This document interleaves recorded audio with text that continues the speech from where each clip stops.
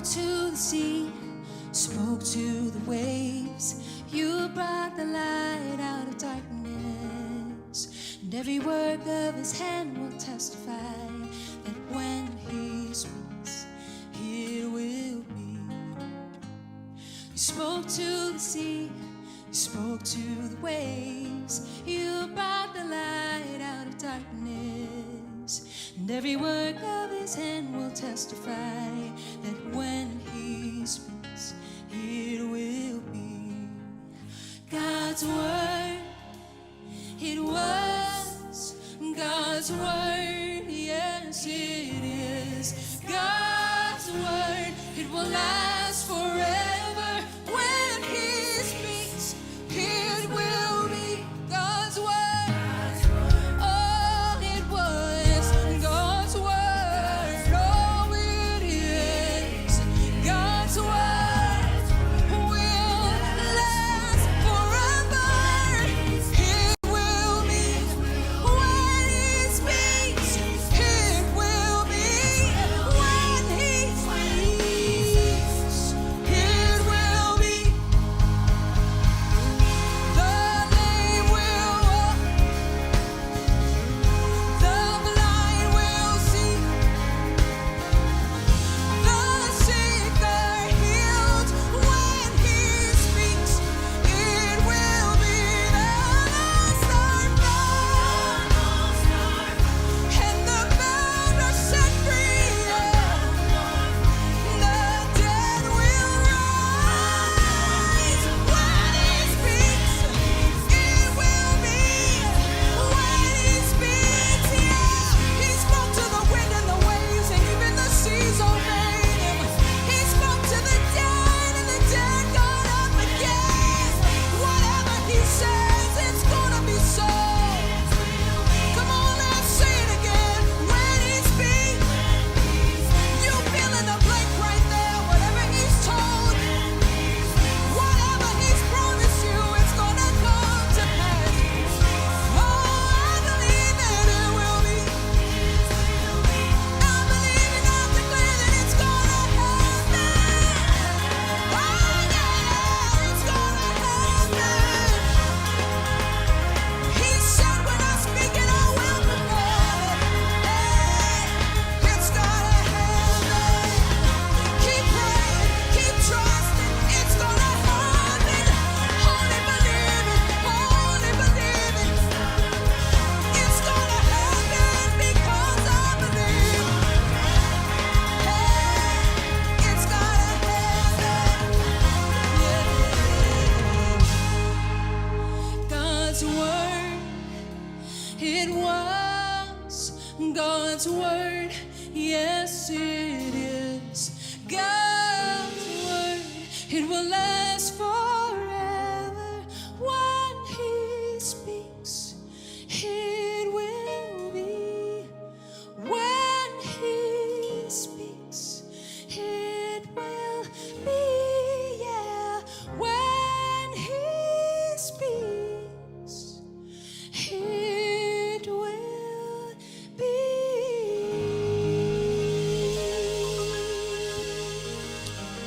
Yeah, man. Yeah, man. Yeah, man. Welcome, welcome, welcome, y'all. Welcome, y'all.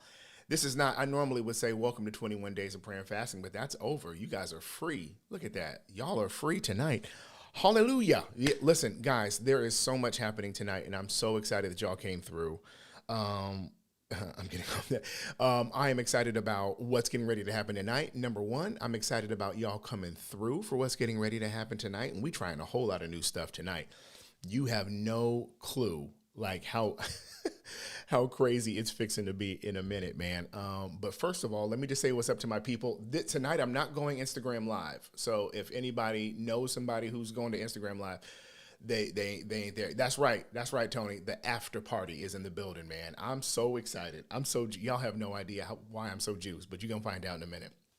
I even got a new microphone for today. That's how excited I am. I was saying, let me try out this new mic that I've been waiting to try out.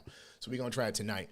Let me say what's up to my people real quick. Rosemary, good to see you tonight. I pray that you are well. I pray that you are well. Who else do I got up here? I got Shaniqua in the building. Good to see my sis Shaniqua in the building. Good to see you. Good to see you. And she says, look, so proud for everyone to make it through this journey. That's right. Y'all made it 21 days, man.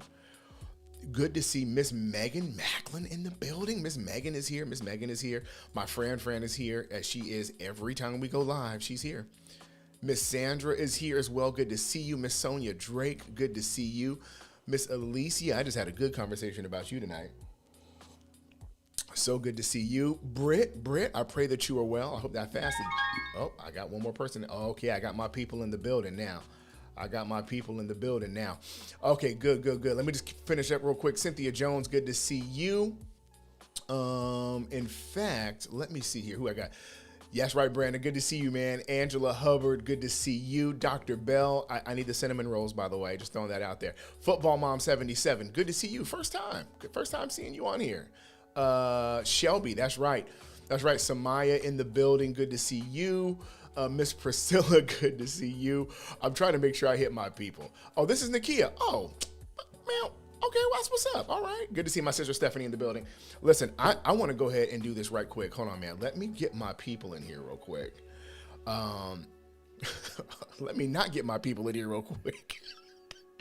Because my boy is not at his desk right now, but that's all right. I'm gonna bring him in a minute. And listen, y'all, y'all have no idea. Y'all have no idea who I have coming in right now, man. Y'all have no idea who I have coming in. But right now I have, three important people. Two are here now. One is almost here. What we're doing tonight is we're going to continue the conversation about vision. We're definitely going to continue the conversation about vision. But you guys have heard me speaking for 21 days. So my voice is probably the last thing you want to hear in this season. But you guys often hear me talking about mentors. You guys hear me often talking about people who've poured into me, spiritual leaders. I often, mention my spiritual mom. I talk about big brothers in ministry, and they're coming in tonight. And as far as what I know, and they can probably correct me, I don't know if they've all been on the same live at the same time. So this might be like groundbreaking. This might be, and I really don't know what's going to happen when they all come in together. And part of me is nervous about that, but I believe God is going to do what he does. But I want to just introduce a few of these people who are coming in. First, I have, I call her spiritual mom. She's really like real mom. Ruthie Mae trusted me to two women before she left this earth. And this one is the primary one. This is the one she was like, if I'm gone, he's yours. And she is the reason why I know who God is the way I do. She's the reason why I know how to speak in tongues. She's the reason I know anything about church ministry. Doing anything that I'm doing right now is a direct product of her and Pastor Chuck. And that is, look at that, it goes to third person. There he goes. All three are here. And for her in my life, there is no Devon, there is no Raven, there is no Caleb, there is none of that without Pastor Andrea Humphrey. Let me go ahead and bring him in now, because I know PT is trying to sit down and get himself together. But these people right here, if you want to know why ministry happens for me, it's these three people right here, with a couple of other people who are not here right now. But Pastor Dre, who author, pastor, entrepreneur, business owner, mom of two incredible women. I can't even say girls anymore. They're full grown at this point. And really my spiritual head. So, if I mess up, she's probably gonna be the first one to give me the phone call and snatch me up. Has full authority. Secondly, the one right below her, if she doesn't call, she's gonna send this man right below. And you talk about an Elijah to an Elisha. That would be this man right here, Pastor John DeCure, who is pastor at Victory Bible underneath the Bishop Milton White. Matter of fact, Houston's own, as a matter of fact. But this man is like my big brother. He produces plays, preaches his behind off. I learned how to make people cry during an altar call and give their lives to Jesus because of that man.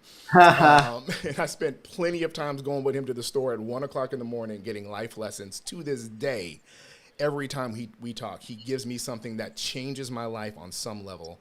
And he's here. He also is. I mean, he has a whole program for visionaries, man. So he's in here tonight. And then, of course, this guy over here, man, Mississippi's own, man. He is like the newest addition to my Big Brother mentor group. Pastor Albert Tate of Fellowship Church, one of the fastest growing churches in America, man. This dude has preached to the Packers and met with the Pope. And he has stayed the same all the way through. And you guys see me reposting his stuff all the time. He's one of the guys that I look up to as well. Has a book coming out. I told you guys on the last session, please go pre-order this book, howwelovematters.com. That's coming out in March. And so we are all here tonight. Just welcome everybody. Hi. Yo, This What is, up? this is why Hey, man, I said what's going something. on? I said this is the first time you guys have all been on a live together, right? Y- I think so. I think it's the first time we've been on a live, together, I think but so. we have been in the same room preaching at the revival we had at Hope's house. Oh yeah, Yeah. that's different.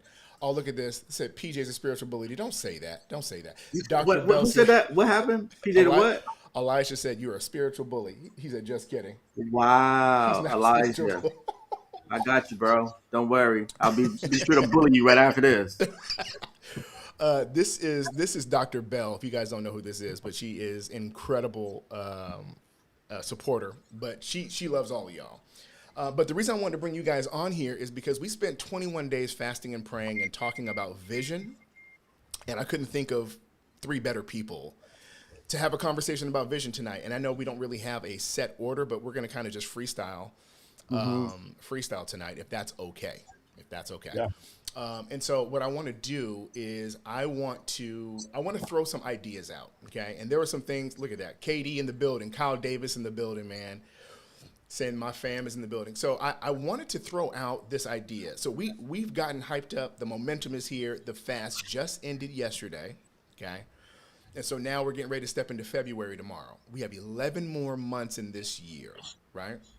What can we, how do you, or how would you encourage someone or give people tips as to how to carry vision from the momentum they have in January and finish strong all the way through December?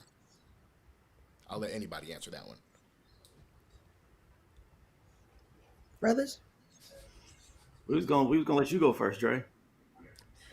Okay. One of the things that I do on a regular basis is I write the vision down. Whatever God is telling me at the beginning of the year, I do my best to write it down. I'm not a good journaler. Um, Pastor Tate had these really, really incredible good news journals. I ordered 10 of them suckers, partly to be supportive and then partly because I'm going to start journaling. He mentioned it. And I'm going to get a new discipline in my life. So anyway, I filled out one. I gave the rest away. And I probably got 4 pages of it done.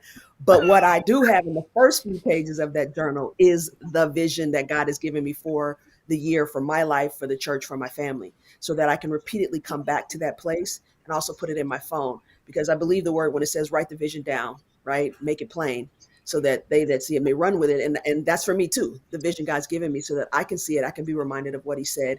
And then it helps me to have energy to run after it throughout the year. And then I actually, to be honest with you, I go back and I check with God to make sure that whatever he gave me was what he gave me and not what I made up in my own doggone mind because it's what I wanted to do. So those are my thoughts. Love it. You want me to go, Um, Tanner? no, I can go. I think for me in this season, and it all depends on what you're going after. But for me, writing the vision and then writing the budget um, is a really big deal because it adds perspective to your vision. Mm-hmm. Um, it's you're out of that Sunday school. Oh, let me just dream and vision. No, no, no, no, no. Can you afford it? And if you can't afford it, if you need to believe God for the gap, what does it mean to believe? Name the gap. How much is that? Put a number on it so you'll know what you're working with. Because you're working with real people, and once you get people involved in executing, there's immediate expectations, there's immediate responsibilities, and so you don't want to come up short on that end. You don't want to cast a vision that's going to require a caterer, and you ain't got a budget for the caterer. You know what I mean? So I think very practically, spiritually, yes, get before God, lay on your face, cry, get excited about it, then get a spreadsheet and start putting numbers in, building people. So I would say write your vision, write your budget, and write your team. Who are the people called to this assignment that you want to share it with to help you carry it? Because your budget, if the vision is right but your budget and your team is wrong, then you're gonna stumble out the gate. You ain't gonna get there. So you got to have the right team, the right budget, with the right vision. And I feel like things that's kind of what I'm focusing on more so now. I have vision in spades, but that money and people, man, I got to work to develop that. Amen to All that. right. I agree with that. I would say move with inspiration. A lot of people wait, and I'm finding that becomes a major problem. Like people get inspired, and they'll get inspired in prayer, or they'll get inspired when God tells them to do something, and then as soon as they get inspired, they be like, you know what, I'm gonna wait, to write it down. I'm gonna wait to write down a budget. I'm gonna take a few days or whatever. And as soon as you take a few days, it's just been my experience. It's like all of a sudden, the excitement of when you first heard it, it kind of dissipates. It kind of goes away. Like when you don't move. I never forget. I had asked Dr. Price when he was doing that racism thing. I said, "Hey, like, how was you like?" Because he was reading he read the Bible twice in the year, plus preaching every Sunday. I'm like, "How did you do?" I asked him, "How did you do a 300-page binder, 3-ring binder of all this research, all these books you had to read?" He read How did you do it? He said, "I'm moved with inspiration." I said, "I don't understand." He actually was talking to me. He said, "Your problem is you wait. So God speaks to you, and you don't do it immediately." He said, "I don't wait." He said, "So in the scripture where it says Elijah was outrunning the horse because the anointing came upon him." I said, "Yeah." He said, "That's how God inspires. When He tells you, you move with that, because that's when He gives you the energy to do it. But if you wait over time," he says, "you'll find yourself with all of these these dream commitments, or these vision commitments start stacking up like books, and you look back and go, how come I didn't get none of them done?" Well, it's because you didn't start any of them when He told you to start, so you lost inspiration and energy for them. Wow. Wow. What Hey, you so go ahead, Mom. Devon, so one of the things that when Tate, thank you for the budget piece. I'm a finance person, so vision ain't vision if it ain't got a budget. But I'm a finance person. But one of the things I think is important to tell the people, most people don't make a budget, period.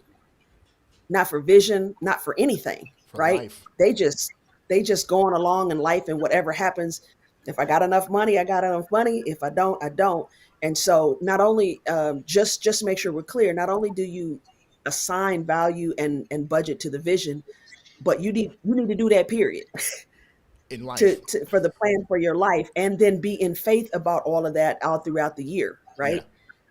Otherwise, not only are you not going to accomplish your vision, but if something unexpected comes up, then sometimes the vision can go out the window, because now you have unplanned issues and no finances to address those unplanned issues. And so you can't even deal with the stuff God told you to do, because now you're trying to stay out of debt and back, all the stuff. So I just wanted to throw that in there. I, And I'm I, gonna tell you. go ahead. Oh, go ahead. I was gonna say Divine out, because when my budget ain't, I'll be calling Tate and Dre. Be like, send me some money so I can meet my budget. That's what I'll be. So you gotta have the right friends, Doc. You don't have friends that got money, you in trouble. And to be honest with you, okay, so let me bring something in real quick, because that deals with both you and PD. PD told me something when I was over at the church, when I was back at home. She said, "Son, you will always fail if you don't fix the two biggest weaknesses you have." She said, "Money and communication. If you don't fix those, you're gonna fail." And I didn't get it at first, but when I got here, and this is be so honest, I don't know how to do budgets, but I'm married to a woman who is not just Baptist in the faith, but she's Baptist in the pockets. So she knows how to count the money at the table and tell everybody what they owe at dinner. Like, she's that person. And so the minute that we had that moment where I was like, "I'm not good at budgets, you make it." It was literally like God was like, "Okay, here you go." He's like, I was waiting for you to make that change. And literally our income doubled during the pandemic the minute I handed it over to her. And so just going to that piece. Like sometimes if you don't have it, having the right team is right. Mm-hmm. And one thing PJ said was, we were at a grocery store. I don't know if you remember this. He used the term friendship credit card. He said, man, you can only use your friendship credit card so many times. So he was like, he said, you have to budget your friendship. I was like, yo, basically, like what he just said, man. I'm trying to tell you, because Tate told me don't come back. I had to build the credits back up. And I was like, I don't know what to do, bro. Like, okay. And wait, do mamas have a limit on their credit cards? Because it seemed to me that you have a limitless. There's no cap. Nah, I inherited. My name's on the same card as yours. I'm getting double points. That's what. You know what I was gonna say, Devon, to what you just said and what Dre just said. I think another thing about vision that's so important is to make sure you change your perspective about it, because I often say this. What I've learned is that vision is not necessarily a location; it's a sculptor. Because like what Dre just said, like, so you got this big vision, and then Tate said it requires a budget. But then if you don't personally budget, the vision that you have has exposed that you don't have that in your life. So the vision itself is sculpting you personally to do something different so that you can be something different, because most of us don't match the vision we go into anyway. So if we don't match the vision we go into anyway, right? The vision itself is supposed to shape us. If you look in scripture, God gave visions to people and none of them matched. They begin to match as they went, right? So vision is a sculptor, not a destination, in my opinion. That's wild. Yo, I hope y'all taking notes. Which leads me to my next question, because ironically, I've gotten a chance to see all of you behind the scenes, and it's funny how people interact with you, because most people know you as pastor, but your capacity is far greater than that. So, PJ, you producing Billboard records, and and Pastor Tate is out here getting ready to release literally a book while preaching all over the nation. And my mom, literally, I watched her build the church while she opened up a beauty salon, and then was consulting Disney all in the same week. I watched her do that all in the same week. So when you talk about capacity to do all of this stuff, how did you get from where you were in this singular position to where you began to grow, and now your hands are in multiple pots and you're managing those things, and it makes essentially one big vision? How did you grow in your capacity to be able to do all of that? I think for me, it's all about people and collaborations and relationships. Let me tell you something. Even with, like, John is talking about now, for some things, like John, I think out of all my friends, he's the most ungodly, heathenistic. Like as I don't know anybody as carnal as John, but he's got great resources though. Like, he got tons of resources. So I don't do nothing without saying, all right, because he got a Rolodex that's crazy. He's also, got a sin list that's crazy too. But that's what we work on. If I want holy and righteous, I call Pastor Dre. If I want wretched and reckless, I call Pastor John. No, I'm only halfway kidding. But seriously though, your relationships are everything, and your ability to collaborate, it literally increases your capacity. So you got to have people around you. So and knowing your weakness is also a big deal. So Devon, your point is brilliant. I don't want that to be lost. What are my weaknesses? All right. Those are the first people I need to bring on my team. So I know who I need to bring first.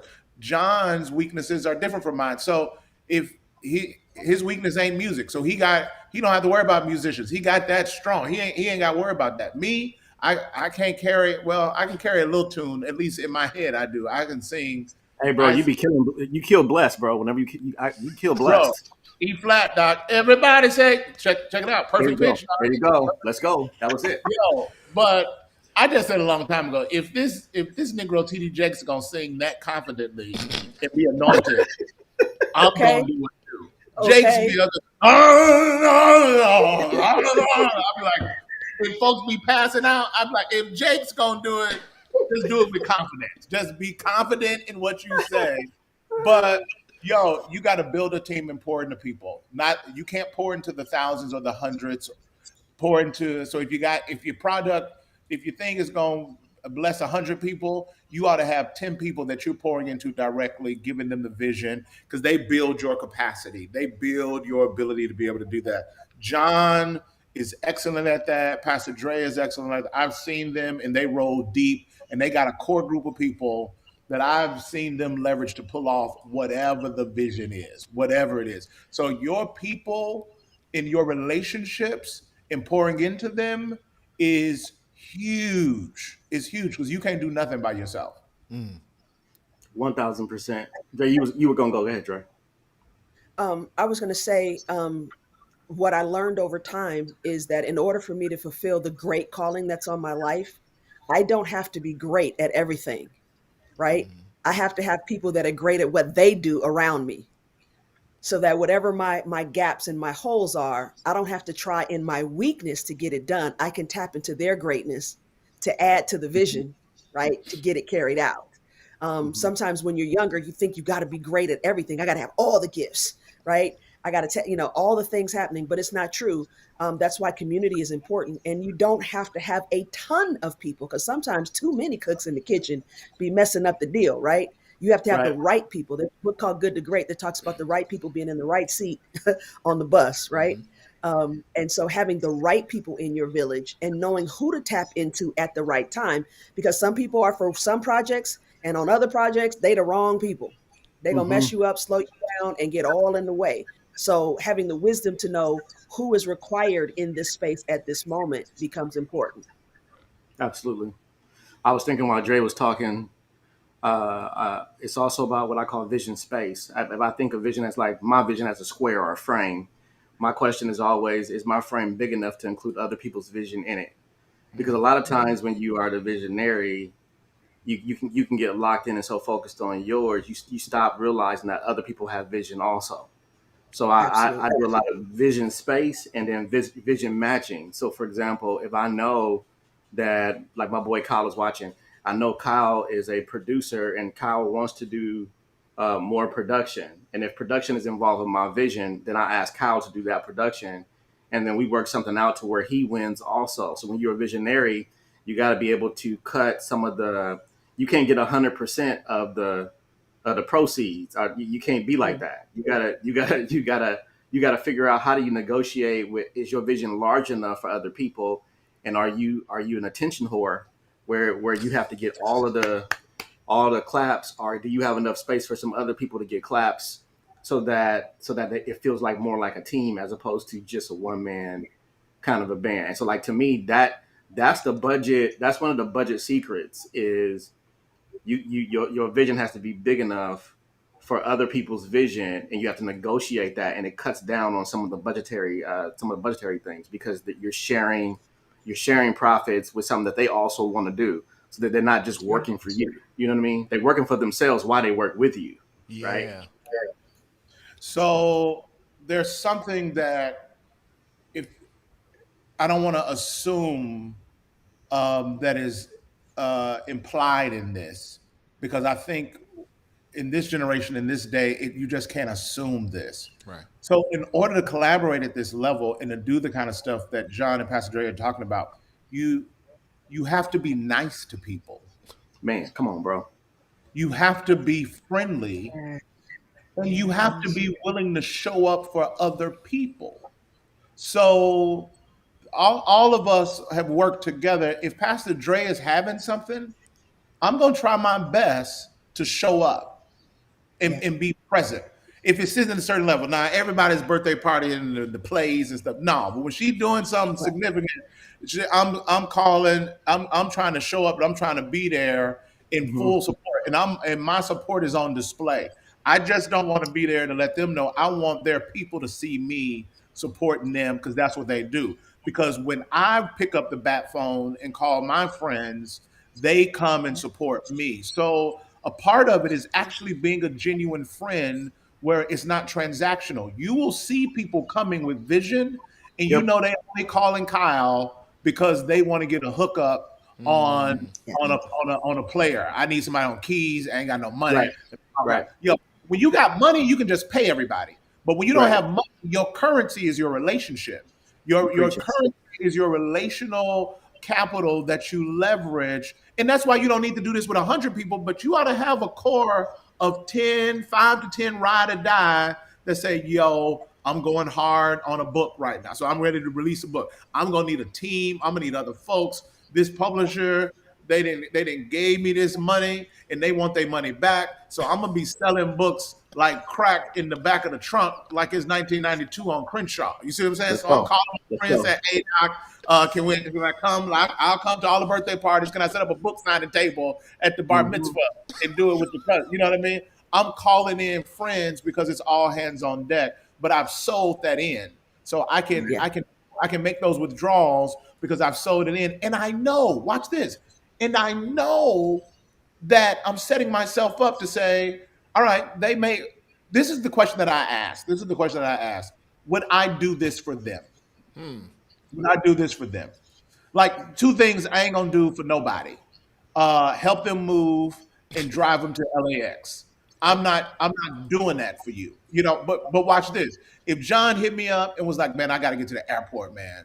I ain't gonna do it, but I got a car service. I will pay for Uber to take you. I would Hmm. offer that up." So the other thing is not asking people stuff to do for you that you wouldn't be willing to show up and do for them. And you got to watch that because it is a reciprocity, but it's not transactional. I do it because Hmm. I love them and I want them to succeed because when they go up, I go up. We all Hmm. go up.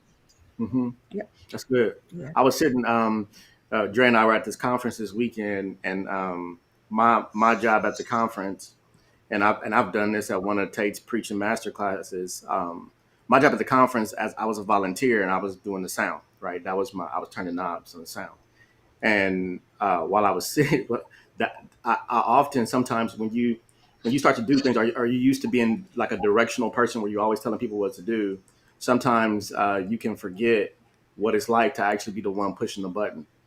And while I was at the conference, it was a lot of pressure on me. But I noticed that when to Tate's point, when Jean Marie job, she sat down and the first thing she asked me, Dre, before she asked me to push a button, she was like, "Hey man, I was wondering, the holidays was here." She's like, "Man, how you doing with your dad?" And I was like, "We need to talk about this music." She said, "Man, the music, it'll come, bro. Like we'll figure that out. But let me figure out what's going on with you, like first." So then when she got to the place where she was like being more demanding, like, "Hey, come on, bro," I was way more receptive to it because she actually cared about me, which is what Tate I think is getting at, is that how do you show up in a space of genuineness for people? Yeah. You know what I mean? So that when you're asking them to, or when you're collaborating on something, they feel the genuineness and it's not just transactional, because transaction never lasts, man. It never does. So when I hear all of this, what I truly hear, if I'm summing it all up, is how we love matters. And if you have not pre-ordered your book, I love it. please make it a point These to are what visit. good friends will do. These are what Listen, good friends will do. we will show Pre-order up this joint right now. Come on, Doc. right now. Come And on. if you want to know how to increase your friendship credit limit, get the book Get the and book. learn how to love better. Yes, yes. That And was it. tag a brother. Tag me. Post it and tag it. Post it. You know, I want to double down on something real quick though, because Devon, I think it's a big lesson that if you learn it too late, it'll cost you. A lot of leadership is people investment, people management. Like it's all about people. And if you can't deal with people, you got to just know that about yourself because it'll create a ceiling for you if you don't learn how to build up around that or create a dynamic. But what John said is so important. Taking 30 seconds, and before I ask you to do anything, let me just ask you how you're doing and genuinely care. Yo, let me tell you something. That person gonna give you the best that they got because you actually treated them like they really mattered. So don't underestimate the significance of that because it really increases the quality of what you're doing. You can get people to volunteer. We've all volunteered for people we didn't like. It's like, yeah, I'm doing this and and you got to ask yourself, did I give it 100%? Or if I had an opportunity to raise the quality of an experience, did I go above and beyond? or did I just get it done to get this off my list? You know what I mean? Mhm. Wow. Good quality. I'm talking that Trader Joe, Chick-fil-A kind of Yeah. service. Yeah. Yep. Yep. If you can move people from a, I have to do this to I get to do this, that's the key. Yeah. Right. And I would venture to say how even just how you show up in general. I'm bringing up this specific example because I had only seen Pastor Tate from afar, and PD hit me one day and she was like, "Hey, Tate is coming to preach at the church," and I was like, "All right." And she had all the deacons ready to get him out the car. He shows up, and I don't know what kind of car. It was like a little hatchback, but he was riding with somebody else, sitting in the back seat in the most uncomfortable position. And they were trying to get him to park in the front next to the pastor. He's like, "No, I'm gonna go park where everybody else parks." And from that moment on, I was like, "I'm ready to listen." Not only was I ready to listen, it's like the posture of how he came in showed how much he cared about what he was getting ready to do, right? So it wasn't like he was coming in like we owed him anything. It was like he came in like, "I want to give this gift to you, and I don't want any attention on me." And I think that actually helps just in the vision. I wanted to ask about this because you guys talked about the vision and being able to hold other people's vision within your vision. But how do you lead in a visionary standpoint while still having a servant's heart? How are you able to push the vision that you know God has given you? And I'm talking specifically for all of you because you all have big vision, but all of you have a servant's heart. So how do you maintain the humility while still leading with confidence? I think we all do that Um, different, right? What you gonna say, Dre? Go ahead. yeah, I'll come back to my answer, but I just want this one comment just came to my brain is that God will always make sure you stay humble. There's That's always not right. something going on that knocks you down just a little bit of a notch Hmm. to make sure that you understand you're still human, right? Wow. And Devon, we started the church with the intention because of where we came from, where it wasn't the pastor up here and the peons down here.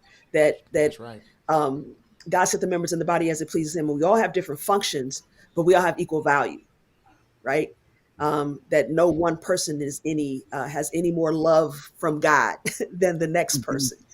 And we really literally same care. You know that was one of our slogans, same Yeah. care. But God, I have found that anytime that I ever wanted to think about having some kind of something, God always made sure something happened. just, just, Like, just, just notch it down just a little bit, just a little bit. I got it. Anyway, go ahead, brother.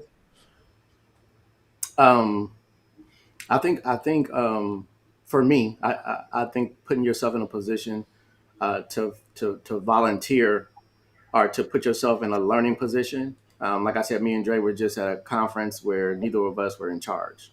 Mm, Um, Mhm. and I think, for me, I think it's volunteering. Like if I try to volunteer so that I don't forget, you know what I mean? But also too, I come up from a church, my dad, bro, you I know, imagine. that was his whole thing. You gonna be humble. If you got anything in you, I'm gonna make sure you humble. So I'm in the middle, I'm playing, I'm killing on the organ, right? And he hooping, I'm killing, right in the middle of the hoop, doc. He give me the fist in front of the whole church Ooh, and tell me I'm playing in the flesh. ooh. You know when the prophets say that, Doc. You playing in the flesh, you throw me off. And so I come up in a space where that kind of thing. But I think a leader should always keep themselves in some type of environment where they remain the student. You know what I mean? When you remain a student, um, I think it gives you opportunity to remain humble when you actually remain a student. You know what I mean? And I Yeah. think that becomes the difficult part. Mm, Yeah, that's good. Yeah, I think we already said this. Um, Treating people like people, not as executors of your vision, not as Yeah. products, but these are people, and to know what it's like to do what you're asking them to do. So to know what it's like to push the buttons or to have the pressure to be on the pro presenter, to click the slides right. It's so easy to be like, man, get the slides right. You just hit the Yeah. button. Oh, man. Oh, yeah. Sometimes you mess around and you double tap that thing and it jumps on you. That Yeah. is scary. Then you got pressure. That is like Lord. So be treating people like people and circling them back around after they've done things to say thank you. You'll be amazed. Just being thankful and saying thank you evokes humility in your own posture. Yeah, It that's good. to use John's word, it sculpts you in your own heart. So being thankful and expressing that thanks, man, it does. Man, when I'm thankful to people, man, it just it blesses my heart. It does something to my soul to be thankful and to thank people. Yeah. Yeah. Yeah. Yeah, I was wondering when you was gonna say thank you to me, Tate, Wow. and Here it is. It's coming out now. Well, you know what? You don't even want to get started. Y'all. I'm just gonna call out the elephant in the room. Y'all notice hey, no, no, no. David on the conference. Y'all notice David on Hey, the hey, conference. hey, hey, hey, I ain't hey, ain't nobody no, asked me that I want to hey, go anywhere. hey. I don't even know. I don't even know who these white people are they was with. They didn't went to a conference. He running it. Ain't said nothing to me. So they didn't. They could have been in the Bahamas. I don't know where y'all been. Y'all got all kind of insight, but that's all. It's all good. Bro, we was in Pomona. Oh no. Hey, and I did help you, bro. She coming to do that. They do something at your church. But you could have told me it was a. I could have gone to it. No, no, it was 4 days, bro. Your schedule, the Popalicious, you too Popalicious to come to 4 days straight, doc. You can't. That's how they Popalicious. do. That's how they do. They've been kicking for 4 days, kicking it, and I'm out here working. And that actually leads me to my last point because I am very aware of the time, and so I'm gonna ask this last question, y'all. And if y'all want to ask them a question, I'll pick maybe one or two out of the comments that you guys can ask them. But it's about time. So the thing I get back, the commentary I've gotten back consistently over the 21 days was I don't know how to balance. That was the word. I don't know how to be attentive here, work on the vision. I do want to sleep, right? So there's this whole thing about, do I go to sleep or do I not? How do y'all balance that? Well, I think balance is not the right word. I think you set yourself up because Yep. balance suggests a level of equality in equity, and it just don't work like that. It just does not work like that. It's not going to all be equal or equitable. But whoever has got an argument about sleep, let's put that argument to bed. Take Go to sleep. You got to sleep because that propels you and that gives you energy. So sleep doesn't take away from the vision.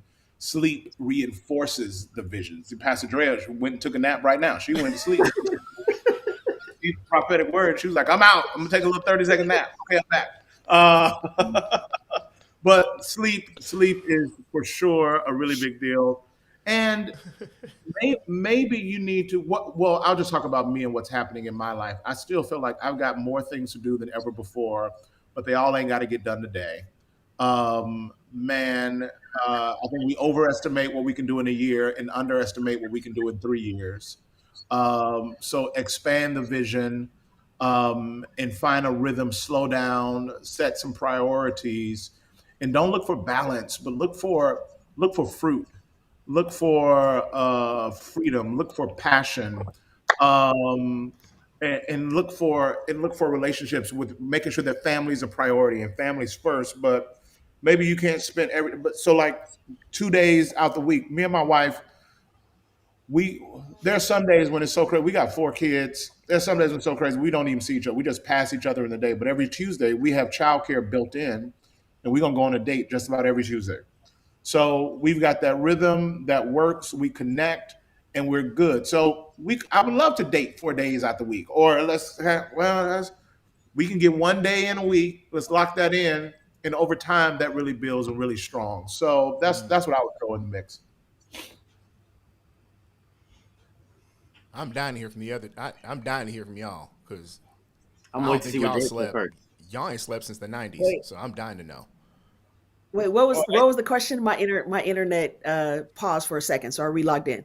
What was the Oh, question? the question was oh. about balance and time, and how do you when you're pursuing vision, and that's I left that part out. But when you have something that you're excited about, and you want to go after, and you're trying to do, but how? And I use the word balance, and PT just kind of really readjusted that statement. But like, how do you handle your time when you're trying to do vision and life?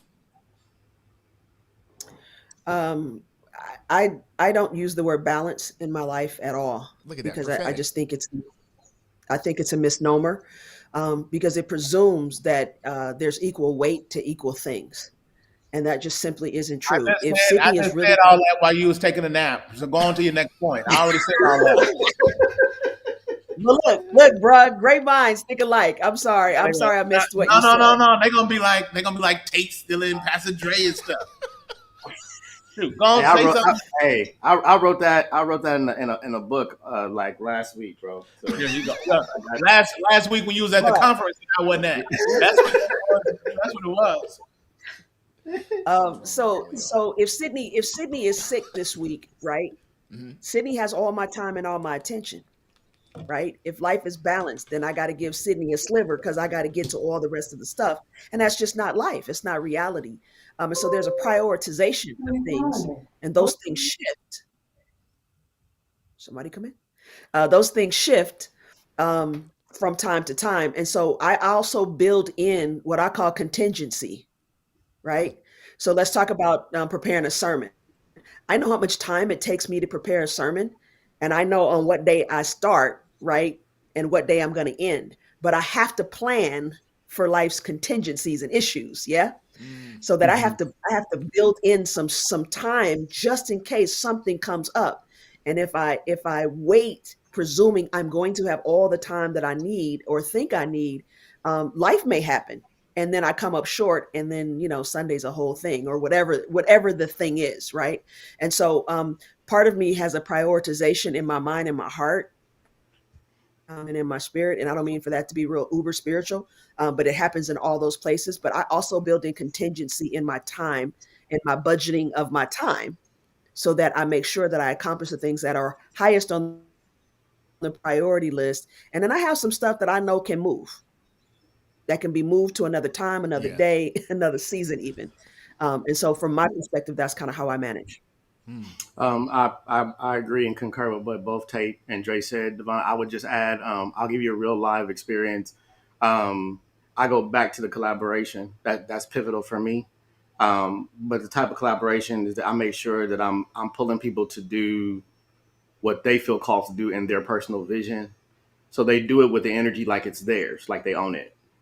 So in the middle of last year, my dad dies right in the middle of me preparing for Christmas experience, right? Mm. So right in that space, my thought process was, am I not going to do it? Should I just not do it? And what happens is, I give you an example because I know my sister's on there. I saw her name. Your wife. What she does for me is she takes all the songs, bro, and she sings soprano part, alto part, and a tenor part to every song, and sends it to the choir so that I don't have to teach it.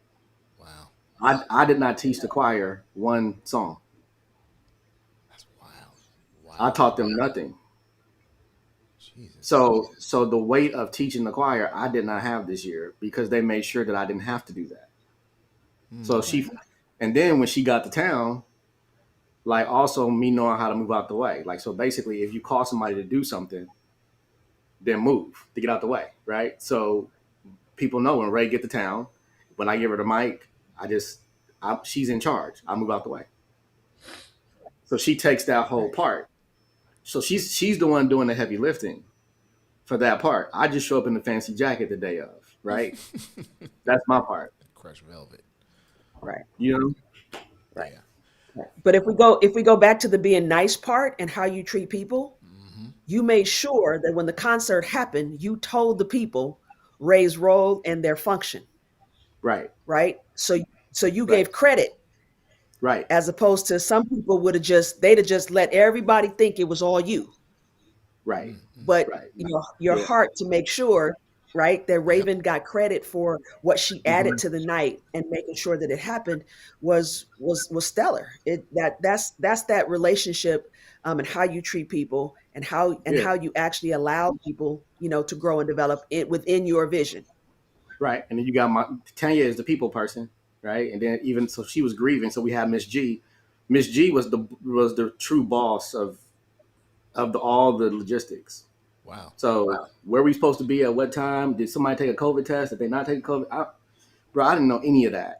Like Miss G can tell you when somebody was going to the restroom, doc. Like she knew where everybody was, While it That was G, there. that G stands for gangster. Miss G, I move out the way. She scared me, Doc. She runs stuff so hard. She run every room she in. If she came to my house right now, I'd give her the keys and say, "No, what you want? What you want? I get out the way. What you want to do?" Yeah. Yo, that is so good. We actually had one question, and it's a very interesting question. But the question is, how do you create parameters to provide a space to monetize your calling? And this is coming from, I guess you were saying, from a dedicated volunteer. So in other words, how do you take what you're called to do and move it from I'm doing it because I'm passionate to it's supporting me? That's a good question. It's a really good question. I mean, John, I feel like, I mean, y'all, let me tell you something. John making so much money. This Oh, dude, this is what we about to do? Talk about it. Talk about it. bro. Is this what we Hey, about to do? we need to hear the answer to this question. He Please. making money, y'all. Let me tell you this. I be like, dang, bro. How do you monetize your? Because John, How do you're you?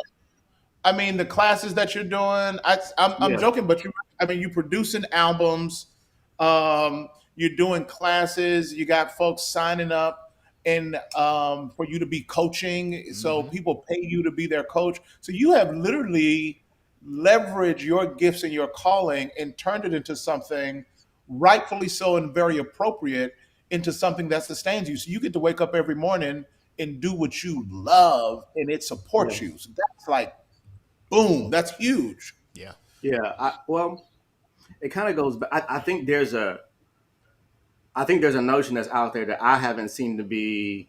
I see you, Ray. Now, Kyle, they going in. I know. Um, I think that one of the things that I have, and Kyle actually and Raven can attest to this because both of them, been rolling with me for over 15 years.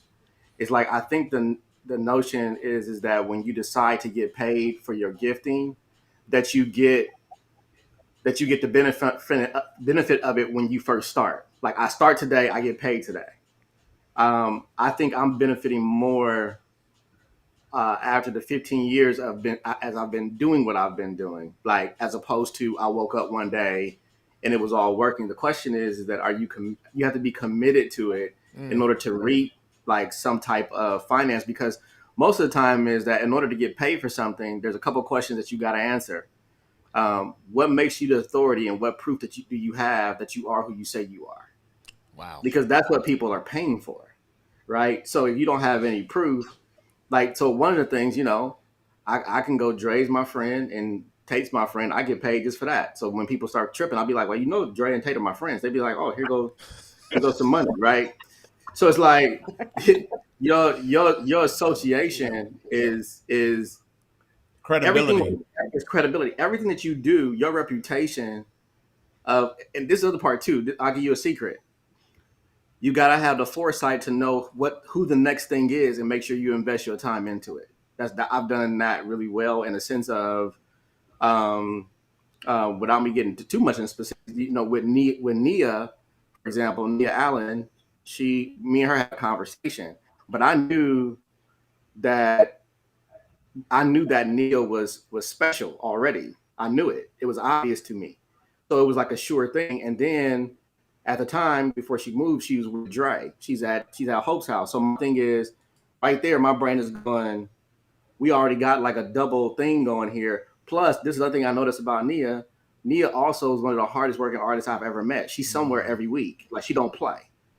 So then when she comes and says she wants to do a record, I don't charge Nia the rate that I would charge somebody. Me and Kyle and Javad, we go in on a record for what it's going to produce. So like we did that 2017. We didn't know it was going to go number one on Billboard last year. Mm. So I called Raven to do the backgrounds. I stuck with my plan, right? So it's like everything is the same. It's the same plan. It's the same form. And with each step comes credibility. So now I got a number one Billboard. So I'm leading with that. So somebody called me to produce a record. I'm going, hey, I got a number one Billboard. That's going to cost you this amount of money, which now is going to compensate for whatever discount I gave Nia. There it is. Like I think sometimes people don't know How do you charge people? When do you charge people? It requires a high level of discernment. I'll go work on Albert Tate team and volunteer all day long because when I'm done, because Tate is Michael Jordan, right? So the whole thing is that I think Tate would agree with this. When we first met at Urban Youth Workers, fellowship didn't exist. But from a conversation, I knew in my heart that this fool was going to do something, right? I knew it. When I met Dre was having meetings in the barbershop and church at a Seventh-day Adventist church. But I knew, when I met her that it was going to be something. You know what I mean? My roommate in college, right, was my roommate in college. I knew he was going to be something, but I didn't know he was going to be Michael Jackson's last lawyer. So it's not. It's you got to also have discernment in building vision, and you got to be able to see people before they get to their place. And to do that, you got to really be genuine and love people to be like, man, I see greatness in you, and you will find over time it will monetize. It will turn into money over time. All that long explanation is that monetization don't happen overnight. You got to be a master at your skill, whatever it is, and you got to have a reputation to produce who you got to have a real reputation that you are who you say you are for people to pay for it. Period. Wow. So a couple of things I'll throw out, and then Pastor Dre, this is really your wheelhouse. So I want to do an alley up to you, but I want to comment on a couple of things. John said John has he has a discernment and a prophetic gift. That's one of his levers, and you got to know what your thing is. He has a thing for people. He just knows great people. He had an eye for people, and not people that's already there, but people that's on their way. And what John will do is pull out that greatness from within him. And I mean, he was telling me I was going to have thousands of members, and I was praying and believing God that I could get 150, 200 to show up. He was like, "Oh, bro, you're going to be this, you're going to be that, you're going to be that." He was speaking stuff into me that I didn't even see. So that's one of his gifts, though. And you got to know your thing. The other thing, and I'm going to be really practical and take it all the way down, John, what we can't assume that people know what you just know intuitively, and that's business. A lot of True. folks know ministry, but they don't know business. And that's me. I don't know how to business work, business plan. I don't. That didn't come natural to me. But we know church, so church is ministry, and it's all everybody jump in. But now, we ain't talking about church now. We talking about an LLC. We talking about a business, and the Right. math and the posture has got to be different. Where we get in trouble is we treat our business like church, Ooh. and you start mixing those dynamics, and it'll mess your little bakery up. It'll mess Yeah. you. So you got to have a business plan, and watch this. It's got to make sense to business people, not just church people. So you Oh. put your business plan in front of a business person that don't know church, because right now I don't need tongues. I need tactics. I need clarity. You see what I'm saying? Yeah. Yeah. I don't need prophecy. I need profit. I need profit. I need to make some money at the end of this thing. And Yeah. you know that the nature of business is usually you can go a couple of years without actually making money, and that's normal. Yeah. Do you have a Right. plan for that? Have you set aside to build it Yes. so it comes in? So I think that's a huge distinction that I just want to call out to make sure we ain't mixing the two. And Yeah. I'll Yeah. Yeah. pass Yeah. it That's good. because Dre, you that's got it, her. bro. Yeah. Dre, you got it. I think it's also important that we're strategic. So, for instance, I'm buying like 100 of Tate's books for $20, but I'm reselling them for like 30.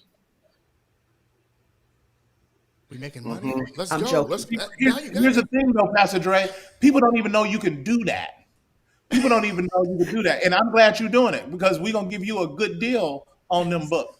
You're going to be able to resell them. I'm just Out there in I'm Granada just Hills teasing. slanging. You're Um, joking, but I'm saying, but real talk, if you buy, like legitimately, if you buy 100, you literally get them at almost half off. So you literally save money and then resell it. That's a business plan, but she thinks business. That's already a gap in the money. It's about I'm spending this much, and I want to make this much. Yep. Ha- I Right. don't care, but I love writing. I love no. I'm spending this much, and I'm making this much. My baby Right. is creative. She can do. No, I don't care nothing about get all that mushy spiritual Mm-hmm. out Mm-hmm. of here. Mm-hmm. What's the math? What's the Yo. math? So even that, although you're joking, but we gonna get hopes out. We gonna buy some. We gonna come over and do a How We Loves Matters revival. But even that though, she even threw that joke out, and even her joke had a built-in business plan in it. Because you know, people's brain was like, "That's a smart idea, yo." You know what I'm saying? Listen, and what's funny is, man, and I'm gonna let you. You got to go, Bob. But like, literally, I would see people after church be like, "Ooh, Pastor Dre, I got this idea," and I would see them come in that office, and when they walked out of that office, they were so defeated because she would ask them just simple questions like, "How Mm-hmm. much?" and what we Mm-hmm. gonna, and they would walk out and be like, "I don't know. God gave me a vision," and she'd be like, "Well, if God didn't give you no numbers." Mm-hmm. That vision is an imagination, my friend. You need to go ahead and figure that Mm-hmm. out. But I'm sorry, Go ahead. Yeah. So I was joking, but now I have a business idea. So we'll talk afterwards, and because I will definitely Hey, be a hey, broker. Um, don't exclude me. I want to make some money. Go ahead. I'll make some money off Publicious. Go John, ahead, Dre. I'm John, sorry. I'll buy your books for you for 20% more as long as you share the profit with me. I'll front your books for you. All right, cool. We got it. I'm not All even right. sure where So you're Tate, I'm gonna going. need 200 books. I'm gonna buy 100 for John. Done, done, done. Let's work it So, out. but So part of it too is family. You got to know which giftings can be monetized Ooh, and what God has called you to do as ministry to the kingdom, wow. so that you're not selling what God told you to give and serve. Mm, mm, mm. Talk That's to good. us. Come on. Because Talk that's to us. right. Wow. Because some of the gifts, and we know this because some pastors are, to Pastor Tate's point, profiting off of their prophecies, Ooh, yeah, Uh-oh. ooh, ooh. Uh-oh. Did and y'all feel God is that? going to hold God is going to hold them accountable for using the gospel as a means, right, to pimp Yeah. the body of Christ. And so you Yep. got to be real careful, and you got to know for sure that the gifting that God gives you, he has intended for it to be used for a monetary purpose.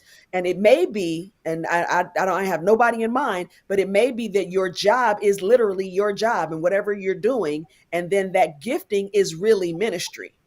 Yep. Amen. For some people it can be, right? But you got to know the difference, because I've seen it over and over again where people are like, oh well, I have this gifting, I'm just good with people, I think I'm gonna, baby, sit down somewhere, just because you don't have all the rest of the stuff, Yeah. right? You don't Yeah. have character, Ooh, Mm-hmm. right? You don't Mm-hmm. have integrity, there it is. those Mm-hmm. things. So anyway, I just wanted to toss that in with the rest of what my brother said. Well, and let me throw this in here too, because this has literally been the thing for my life. So it's funny how you can use your gift and volunteer, right?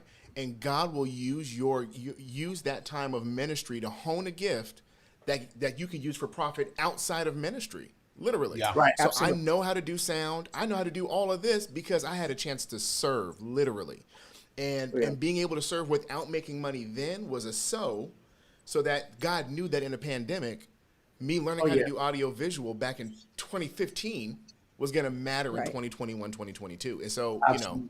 sometimes it's not even about intentionally monetizing. Sometimes it's about sowing and then Right. utilizing that time, because it's amazing how many people have come out of Hope's House who literally had their gifts honed and then were able Yep. to go out and do incredible things. I mean, Mm-hmm. like literally learned how to act at the church.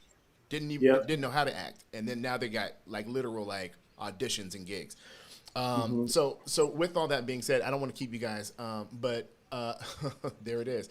I wanted to ask this last thing for you guys. If you guys can give me your last words, this is like your goodbye statement. If you could speak to the visionary that's in the chat tonight. There's a lot of business owners. One right here, John. You remember Crystal? Crystal's in the building.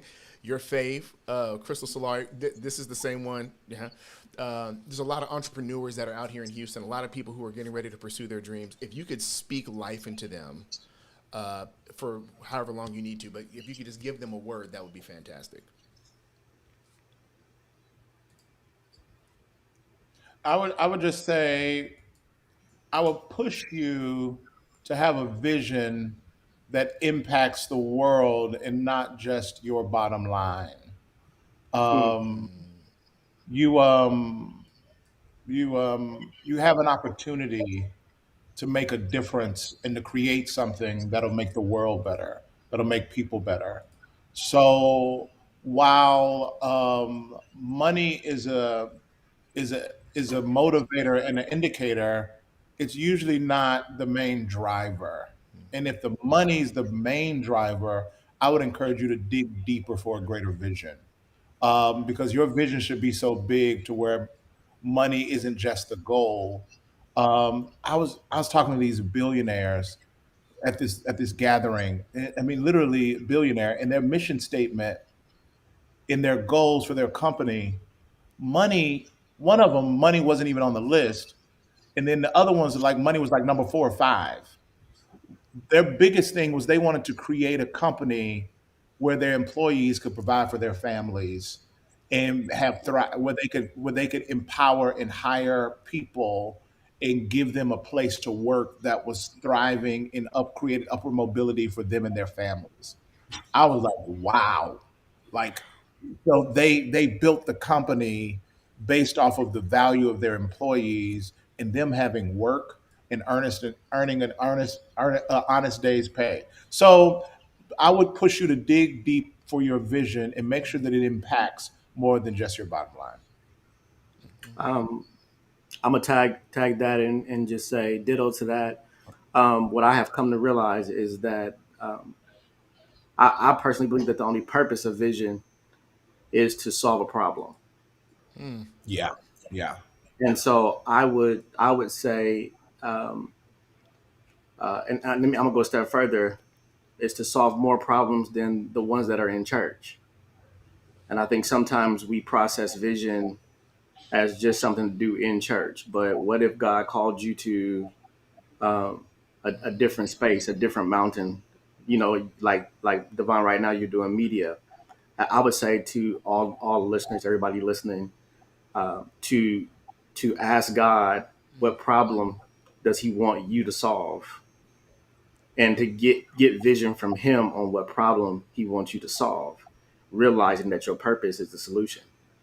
Your vision is the solution to something, and that is the thing that is what I would kind of leave out on. I would also add that sometimes we focus on the vision for external things, for making money, for this big great thing, but we lack vision for our own transformation in our own life, to be connected to God, to have all the basic tenets, right, of character, honesty, integrity, all those things in place, so that should God grant you the incredible privilege of carrying out a massive vision, you have the pillars that are deep enough to uphold the bigness of the vision. Because to accomplish something before your character is able to carry it will only create pressure on your shoulders that you cannot handle. And then that's where foolish stuff starts getting in there. And then not only do you not fulfill the vision, or the vision comes crashing down, but you also take other people down with you if they are embedded within your vision. So some of that is soul personal work that also has to be done while simultaneously doing the thing that you believe God has gifted you and purposed you to do in the earth, if that makes sense. Yes. Complete sense. Complete that's sense. good. Ironically, somebody in the chat earlier was like, y'all need to do a revival together. And I have two things to say about that. One, if you loved what you heard tonight, there's a whole vision conference called the Blueprint Conference that happens whenever PJ says it does. But I'm assuming it's coming back at some point because is that Yep. right? Okay. Yeah. So if you want, and they can go to session5institute.com, right? Yeah. Yeah. They can Okay. go there. They can go session5institute.com. There's a conference, and literally it's this for like several days where you're talking vision. Also, if you want to hear preaching, all of them, Pastor, all of them preach and all of them go live. So if you want to hear any of them, you don't have to wait to a Thursday because this is a once in a lifetime opportunity. I'm not sure when this is going to happen again, but if you want to hear them, Fellowship Church, madeforfellowship.com, you could visit there. Of course, my home church, hopeshouse.com. You can always go there. All the information is there. And PJ, it's is it Victory Bible Church? Is vbcpasadena.org. BBC Pasadena. Is it .com or .org? .org. vbcpasadena.org. .org. And all of them are killing. Absolutely killing. And once again, I also want to say, while we're on here, congratulations to Fellowship. 10 years in the game, man. 10 years in the game. 10-year anniversary. 10-year anniversary. And I'll never forget, PD and I, we left church early one Sunday to go down to the Monrovia Community Center. And that place was packed out, and y'all served donuts in the middle of church. And I said, Hey, in the middle of the church. In the middle of church. They brought that cart out, and they brought that coffee and them donuts. Doc can't get a donut from him now, though, Doc. Oh, no, they don't do that no more. budget cuts, Doc. COVID. Those events. Pastor Dre wanted to say something. Hey, Go ahead, son. Pastor Dre. Hey, son. Also, I do coaching. If Yes. somebody wants coaching, women in particular, if you want coaching, you can reach out to me, and I will discount my rate 50% for whoever was on this call. And let me just say this, because I have a lot of conversations, especially out here in Texas, with women in ministry. She has an incredible book, and it's called More Than Just His Wife, but that book has principles in there that go far beyond even marriage, that deal with women in ministry, and you have to get that book. Her coaching is insane. Disney hires her to come back in. They won't let her go. They literally hire her to come in and talk to those people because they don't know what they're doing. And so if you want more about that, follow them, please. All the comments, everybody is saying, oh, and Unstuck. I think Unstuck got retired, but it may make a revival at some Oh, point. it didn't. I'm gonna do a one day in the fall And as a one day in the primer fall. for next year. And all of us are going to spend one day on a boat in October. I'll tell you more about that as the year goes on. But On the boat. Hey, That's we right. still going? Hey, I'm gonna call you Ted after this. I gotta get on that. he has a friendship credit card swipe he's going to use. Yeah, you got that right. I Right. appreciate you guys so much. Thank you so much for doing this for me. It's a blessing to not only myself, but everybody in this chat, man. So I really do appreciate y'all. And for E4 Sessions Bible Study, guys, we'll be back on Thursday, back to our normal schedule. So I'll see you guys at 8:45 p.m. this Thursday night, getting it cracking. So until then, I love y'all, and I will talk to y'all